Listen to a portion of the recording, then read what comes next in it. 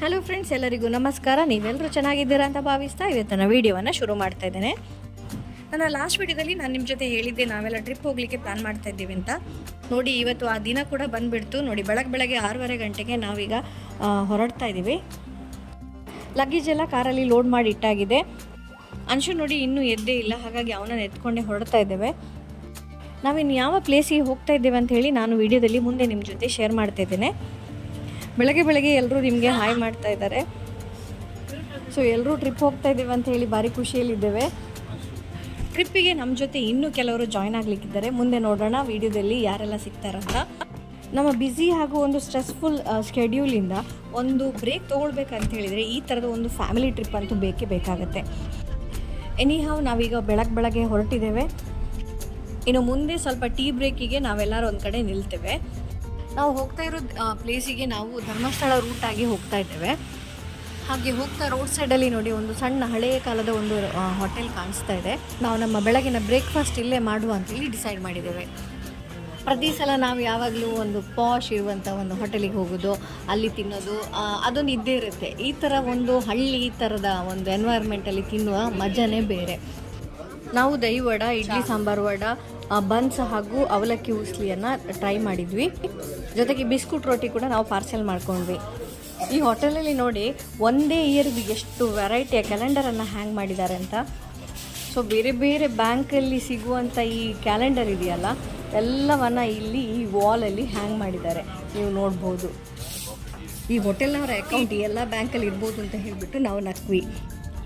ಹಾಗೆ ಬ್ರೇಕ್ಫಾಸ್ಟ್ ಎಲ್ಲ ಮುಗಿಸಿ ನಾವು ಮುಂದೆ ಹೋಗ್ತಾ ಇದ್ದೀವಿ. ಇವಾಗ ಧರ್ಮಸ್ಥಳ ರೀಚ್ ಆಗಿದ್ದೇವೆ. ಸೊ ಧರ್ಮಸ್ಥಳದಲ್ಲಿ ನೇತ್ರಾವತಿ ನದಿಯ ಸ್ನಾನಘಟ್ಟ ಇದೆಯಲ್ಲ, ಆ ಕಡೆಯಿಂದ ಇವಾಗ ಪಾಸ್ ಆಗ್ತಾ ಇದ್ದೀವಿ. ಧರ್ಮಸ್ಥಳದ ಮೇನ್ ಎಂಟ್ರೆನ್ಸನ್ನು ನೀವು ಇಲ್ಲಿ ನೋಡ್ಬೋದು. ಇಲ್ಲಿಂದ ನಾವು ಶಿರಾಡಿ ಘಾಟ್ ಆಗಿ ನಮ್ಮ ಡೆಸ್ಟಿನೇಷನ್ ಕಡೆಗೆ ಹೊರಟೆವು. ಇನ್ನು ಟ್ರಾವೆಲ್ ಮಾಡುವಾಗ ದೂರದಲ್ಲಿ ಬೆಟ್ಟ ಗುಡ್ಡದ ಈ ಸೀನರಿ ಎಲ್ಲ ನೋಡಿ ತುಂಬ ಖುಷಿ ಪಟ್ಟೆವು. ಇನ್ನೇನು ಸ್ವಲ್ಪ ಹೊತ್ತಲ್ಲಿ ನಾವಿನ್ನು ನಮ್ಮ ಡೆಸ್ಟಿನೇಷನ್ ತಲುಪಲಿಕ್ಕಿದ್ದೇವೆ. ಇಲ್ಲಿ ನಾವು ನಮ್ಮ ಫ್ಯಾಮಿಲಿ ಮೆಂಬರ್ಸ್ ಜೊತೆ ಜಾಯ್ನ್ ಆಗಲಿಕ್ಕಿದ್ದೇವೆ. ಅವರು ಬೇರೆ ರೂಟಿಂದ ನಮ್ಮನ್ನು ಜಾಯ್ನ್ ಆಗಲಿಕ್ಕಿದ್ರು. ಹಾಗಾಗಿ ನೋಡಿ ನಾವಿಲ್ಲಿ ಮೀಟ್ ಆಗ್ತಾ ಇದ್ದೇವೆ. ಎಲ್ಲರನ್ನೂ ಬಹಳ ದಿನಗಳ ನಂತರ ಮೀಟ್ ಆಗ್ತಾ ಇದ್ದೇವೆ. ಹಾಗಾಗಿ ಎಲ್ಲರೂ ಖುಷಿಯಲ್ಲಿದ್ದೇವೆ. ಅದರಲ್ಲಿ ನನ್ನ ಬ್ರದರ್ ಒಬ್ಬರು ಬೈಕಲ್ಲಿ ರೈಡ್ ಮಾಡಿ ಬಂದರು, ಉಳಿದವರು ಕಾರಲ್ಲಿ ಬಂದಿದ್ದಾರೆ. ಅಷ್ಟರಲ್ಲಿ ಅಂಶು ಏನೋ ಆಟ ಆಡ್ತಾ ಇದ್ದ ಒಂದು ಮೂಲೆಯಲ್ಲಿ ಮರದಡಿಯಲ್ಲಿ. ಮಕ್ಕಳು, ಅತ್ತೆ, ಮಾಮ, ಚಿಕ್ಕಪ್ಪ, ಚಿಕ್ಕಮ್ಮನನ್ನೆಲ್ಲ ಮೀಟಾಗಿ ತುಂಬ ಖುಷಿಪಟ್ಟರು. ಇಲ್ಲಿಂದ ಮತ್ತೆ ಇನ್ನೊಂದು ಸ್ವಲ್ಪ ಕಿಲೋಮೀಟರ್ ಟ್ರಾವೆಲ್ ಇದೆ. ಹಾಗೆ ನಾವೆಲ್ಲರೂ ಒಟ್ಟಿಗೆನೇ ಈಗ ಟ್ರಾವೆಲ್ ಮಾಡ್ತಾ ಇದ್ದೇವೆ. ಆ್ಯಕ್ಚುಲಿ ನಾವೆಲ್ಲರೂ ಈಗ ಸಕಲೇಶ್ಪುರಕ್ಕೆ ಬರ್ತಾ ಇದ್ದೇವೆ. ಸೊ ಇಲ್ಲೇ ಬೆಟ್ಟ ಗುಡ್ಡಗಳ ನಡುವೆ ತುಂಬ ಸ್ವಲ್ಪ ಒಳಗೆ ಇಂಟೀರಿಯರ್ ಪ್ಲೇಸ್ ಅಂತ ಹೇಳ್ಬೋದು. ಅಲ್ಲಿ ನಾವು ಒಂದು ರೆಸಾರ್ಟ್ ಬುಕ್ ಮಾಡಿದ್ದೇವೆ. ಅದರ ಹೆಸರು ಕಲ್ಲುಮೆಟ್ಲು ರಿಸಾರ್ಟ್. ಇದು ಸಿಟಿಯಿಂದ ಸ್ವಲ್ಪ ದೂರದಲ್ಲೇ ಇದೆ. ಹಾಗಾಗಿ ನಾವು ಕೆಲವೊಂದು ಥಿಂಗ್ಸನ್ನು ಹೋಗುವಾಗಲೇ ಕೊಂಡ್ಕೊಂಡು ಹೋದ್ವಿ. ಯಾಕಂತ ಹೇಳಿದ್ರೆ ಶಾಪ್ಸ್ ಎಲ್ಲ ನಿಯರ್ ಬೈ ಇಲ್ಲದ ಕಾರಣ ನಮಗೇನು ಬೈ ಮಾಡಲಿಕ್ಕೆ ಆಗೋದಿಲ್ಲ. ನಾವು ಮುಂದೆ ಹೋಗ್ತಾ ಇದ್ದಾಗೆ ಇಲ್ಲಿ ಹಲವೊಂದು ರಿಸಾರ್ಟ್ಗಳು ನಮಗೆ ನೋಡ್ಲಿಕ್ಕೆ ಸಿಗ್ತದೆ. ಮುಂದೆ ಸ್ವಲ್ಪ ಹೋದ ಹಾಗೆ ರಸ್ತೆ ಸ್ವಲ್ಪ ಕಚ್ಚಾ ರಸ್ತೆ ಅಂತ ಹೇಳ್ಬೋದು, ಮಡ್ ರೋಡ್. ಅದರಲ್ಲಿ ನಾವೀಗ ಮುಂದೆ ಹೋಗಬೇಕಾಗತ್ತೆ. ಸುಮಾರು ಒಂದು 2 ಕಿಲೋಮೀಟ್ರಷ್ಟು ನಾವು ಈ ಥರ ಕಚ್ಚಾ ರಸ್ತೆಯಲ್ಲಿ ಟ್ರಾವೆಲ್ ಮಾಡ್ತಾ ಇದ್ದೀವಿ. ಪ್ರತಿಯೊಂದು ರೆಸಾರ್ಟ್ ಬರುವಾಗ ನಾವು ನಮ್ಮ ರೆಸಾರ್ಟ್ ಬಂತೇನೋ ಅಂತ ಹೇಳಿಬಿಟ್ಟು ನೋಡ್ತಾ ಇದ್ವಿ. ಇಲ್ಲಿ ನೋಡಿ ಲೆಫ್ಟ್ ಸೈಡಲ್ಲಿ ಒಂದು ರೆಸಾರ್ಟ್ ಇದೆ. ಇಲ್ಲಿ ನೋಡಿ ಅಡ್ವೆಂಚರಸ್ ಗೇಮ್ ಎಲ್ಲ ಆಡಲಿಕ್ಕೆ ಎಲ್ಲ ಆಪ್ಷನ್ ಇದೆ. ಬಟ್ ನಮ್ಮ ಸವಾರಿ ಇನ್ನೂ ಸ್ವಲ್ಪ ಮುಂದೆ ಇದೆ. ನಿಧಾನವಾಗಿ ನಾವು ಬೆಟ್ಟ ಹತ್ತುತ್ತಾ ಇದ್ದೀವಿ. ಬೆಟ್ಟ ಗುಡ್ಡ ಹತ್ಕೊಂಡು ಹೋಗುವ ಈ ರಸ್ತೆ ಅಷ್ಟೊಂದು ಚೆನ್ನಾಗಿಲ್ಲ. ಆದರೂ ಕೂಡ ಏನೋ ಒಂದು ಖುಷಿಯಲ್ಲಿ ಮಜಾದಲ್ಲಿ ನಾವೀಗ ನಮ್ಮ ಡೆಸ್ಟಿನೇಷನ್ ಕಡೆ ಹೊರಟಿದ್ದೇವೆ. ನಮ್ಮ ಗೂಗಲ್ ಮ್ಯಾಪ್ ಪ್ರಕಾರ ಏನೇನು ಸ್ವಲ್ಪ ಹೊತ್ತಲ್ಲೇ ನಾವಲ್ಲಿ ರೀಚ್ ಆಗ್ತಾ ಇದ್ದೇವೆ. ನಾವೆಲ್ಲರೂ ಬೇಗ ರೀಚ್ ಆಗೋಣ ಅಂತ ಹೇಳಿಬಿಟ್ಟು ಎಲ್ಲರೂ ಎಕ್ಸೈಟ್ಮೆಂಟಲ್ಲಿದ್ದೇವೆ. ನೋಡಿ ಫ್ರೆಂಡ್ಸ್, ಅಲ್ಲಿ ದೂರದಲ್ಲಿ 2 ಬೆಟ್ಟ ಕಾಣಿಸ್ತಿದೆಯಲ್ಲ, ಅಲ್ಲಿಗೆ ಟ್ರೆಕ್ಕಿಂಗ್ ಕೂಡ ಇದೆ. ಈ ಬೆಟ್ಟ ನಾವಿರೋ ರೆಸಾರ್ಟಿಗೆ ತುಂಬಾ ಹತ್ತಿರ ಇದೆ. ಹಾಗಾಗಿ ನಾವೀಗ ಅಲ್ಲೇ ರೀಚ್ ಆಗ್ತಾ ಇದ್ದೀವಿ. ಸುತ್ತಮುತ್ತಲಿನ ಗುಡ್ಡ ಬೆಟ್ಟ ಎಲ್ಲ ನೋಡಿ ನಮಗೆ ಅಂತೂ ಖುಷಿ ಆಗ್ತಾ ಇದೆ. ಸೊ ಮಠ ಮಧ್ಯಾಹ್ನಕ್ಕೆ ಇವಾಗ ತುಂಬ ಬಿಸಿಲು ಅಂತ ಕಾಣಿಸ್ತಿರ್ಬೋದು, ಆದರೆ ಅಷ್ಟೊಂದು ಸೆಕೆ ಏನಿಲ್ಲ. ಹೀಗೆ ಇದೊಂದು ಅಡ್ವೆಂಚರಸ್ ಟ್ರಿಪ್ ಅಂತ ಕೂಡ ನಾವು ಹೇಳ್ಬೋದು.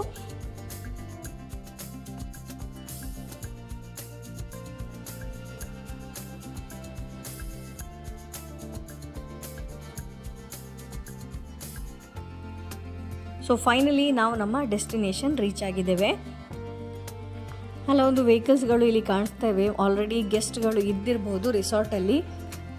ಸೊ ಕಾರ್ ಪಾರ್ಕ್ ಆಗ್ತಾ ಇದ್ದಾಗೆ ನಾವು ಸುತ್ತಮುತ್ತಲು ಏನಿದೆ ಅಂತ ಒಂದ್ಸಲ ನೋಡ್ಕೊಳ್ಳೋಣ. ಅದು ಅಲ್ಲದೆ ಎಲ್ಲ ಲಗೇಜನ್ನು ಅನ್ಲೋಡ್ ಕೂಡ ಮಾಡಬೇಕು.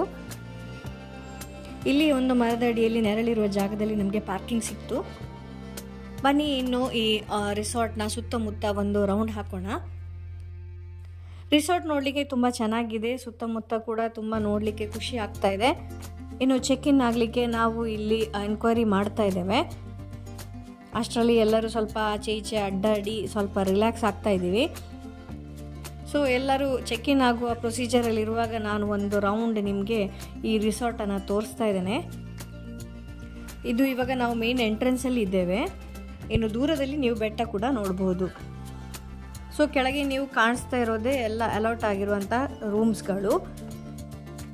ಇನ್ನು ಸ್ವಲ್ಪ ಲಗೇಜ್ ಇಟ್ಕೊಂಡು ನಾವು ರೂಮ್ ಕಡೆಗೆ ಹೋಗೋಣ. ಸೊ ತುಂಬ ಕ್ಲೀನಾಗಿ ಚೆನ್ನಾಗಿ ಮೇಂಟೈನ್ ಮಾಡಿದ್ದಾರೆ ರಿಸಾರ್ಟನ್ನು.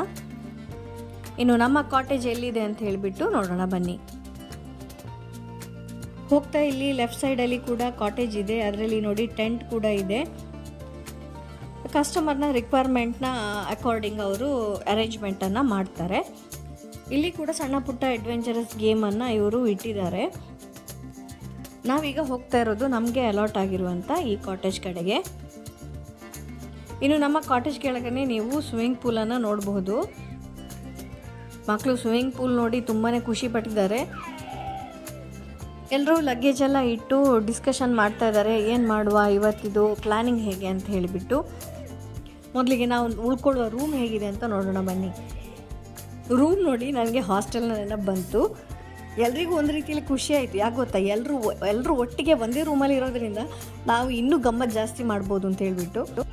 ನಾವು ಒಟ್ಟಿಗೆ 8 ಮೆಂಬರ್ಸ್ ಇದ್ದೇವೆ. ಹಾಗಾಗಿ 8 ಮೆಂಬರ್ಸಿಗೆ ಒಟ್ಟಿಗೆ ಸೇರಿ 8 ಬೆಡ್ಡನ್ನು ಇವರು ಪ್ರೊವೈಡ್ ಮಾಡಿದ್ದಾರೆ. ನಾವು ರೀಚ್ ಆಗುವಾಗಲೇ ಅರೌಂಡ್ 12:31 ಆಗಿದೆ. ಹಾಗಾಗಿ ಇವರು ಆಲ್ರೆಡಿ ಲಂಚ್ ಎಲ್ಲ ರೆಡಿ ಮಾಡಿ ಇಟ್ಟಿದ್ದಾರೆ. ಮುಂದಿನ ಪ್ಲಾನ್ ಎಂತ ಮಾಡುವ ಅಂತ ಹೇಳಿ ಯೋಚನೆ ಮಾಡೋ ಮುಂಚೆ ನಾವು ಇವಾಗ ಫಸ್ಟ್ ಲಂಚನ್ನು ಫಿನಿಷ್ ಮಾಡ್ತಾ ಇದ್ದೇವೆ. ಬನ್ನಿ ಮಧ್ಯಾಹ್ನ ಊಟಕ್ಕೆ ಏನೇನೆಲ್ಲ ಇದೆ ಅಂತ ಹೇಳಿ ನೋಡೋಣ. ಹಾಗೆ ನಾವು ಡೈನಿಂಗ್ ಹಾಲ್ ಕಡೆಗೆ ಹೋಗ್ತಾ ಇದ್ದೇವೆ. ನಾವು ಊಟಕ್ಕೆ ಬರುವಾಗ ಆಲ್ರೆಡಿ ಇಲ್ಲಿ ಒಬ್ರು ಗೆಸ್ಟ್ ಇದ್ದಾರೆ ನೋಡಿ, ಆರಾಮಾಗಿ ಮಲ್ಕೊಂಡಿದ್ದಾರೆ.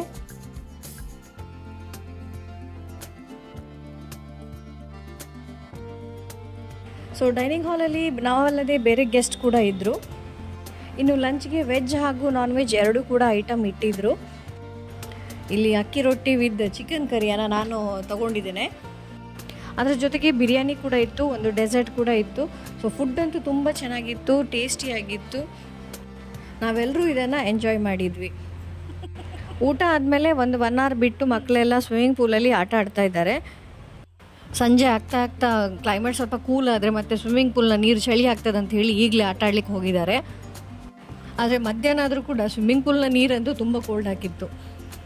ಸಂಜೆವರೆಗೆ ಸ್ವಿಮ್ಮಿಂಗ್ ಪೂಲಲ್ಲಿ ಆಡಿ ಫ್ರೆಶನ್ ಅಪ್ ಆಗಿ ಕತ್ಲೆ ಆಗ್ತಾ ಇದ್ದಾಗೆ ಈ ರಿಸಾರ್ಟ್ನ ಸುತ್ತ ಒಂದು ರೌಂಡ್ ಹೊಡ್ಕೊಂಡು ಬರೋಣ ಅಂತ ಹೊರಟೆವು. ಕತ್ತಲಾಗ್ತಾ ಇದ್ದಾಗೆ ಚಳಿ ಕೂಡ ಜಾಸ್ತಿ ಆಗ್ತಾ ಇದೆ. ಸಂಜೆ ಟೈಮಲ್ಲಿ ಕೂಡ ಈ ಬೆಟ್ಟ ಗುಡ್ಡ ನೋಡಲಿಕ್ಕೆ ತುಂಬ ಚೆನ್ನಾಗಿ ಕಾಣಿಸ್ತಾ ಇದೆ.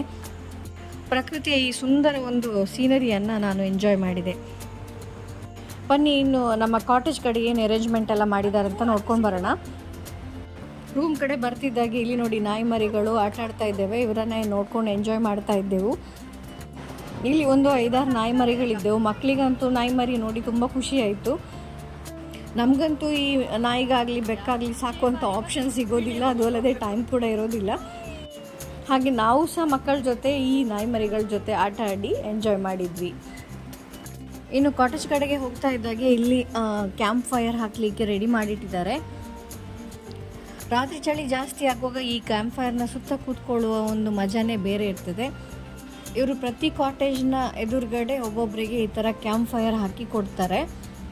ಬನ್ನಿ ಎಲ್ಲ ಏನು ಮಾಡ್ತಾ ಇದ್ದಾರೆ ಅಂತ ಹೇಳಿಬಿಟ್ಟು ನೋಡೋಣ. ಸೊ ಆಲ್ರೆಡಿ ಚಳಿ ಇರುವ ಕಾರಣ ನೋಡಿ ಆದಿ ಕೂಡ ಸ್ವೆಟರ್ ಹಾಕಿ ಕ್ಯಾಪ್ ಹಾಕಿ ಇಲ್ಲಿ ಕೂತಿದ್ದಾಳೆ. ಏನೋ ಡಿಸ್ಕಷನ್ ಕೂಡ ನಡೀತಾ ಇದೆ. ಹಾಗೆ ನೀವೀಗ ನೋಡ್ಬೋದು ಇಲ್ಲಿ ಕ್ಯಾಂಪ್ ಫೈರನ್ನು ಕೂಡ ಹಾಕಿದ್ದಾರೆ.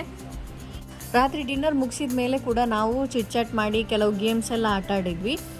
ಇನ್ನು ಟ್ರಿಪ್ನ 2ನೇ ದಿವಸ ನಾವೇನೆಲ್ಲ ಮಾಡಿದ್ವಿ ಅಂತ ಹೇಳಿ ಇನ್ನೊಂದು ವಿಡಿಯೋದಲ್ಲಿ ನಿಮ್ಮೊಂದಿಗೆ ಶೇರ್ ಮಾಡ್ತೇನೆ. Stay connected.